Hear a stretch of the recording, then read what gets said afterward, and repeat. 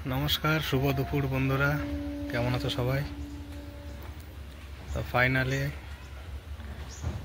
এখন বাড়ি বাড়িতে কল তো এসেই গেছে আর পয়লা জানুয়ারি থেকে জল দেওয়া শুরুও করেছে। তবে একটা জিনিস মাথায় রাখতে হবে, যে কল যেমন বাড়ি বাড়িতে দিয়েছে ঠিক সেরকম মিটারও বসাবে। এটা শুনেছি যে কলের পিছনে পঞ্চায়েত থেকে ট্যাক্স নেবে, তো পৌরসভাতেও নেয়, পঞ্চায়েত এলাকাগুলোর থেকেও ট্যাক্স নেওয়া শুরু করবে।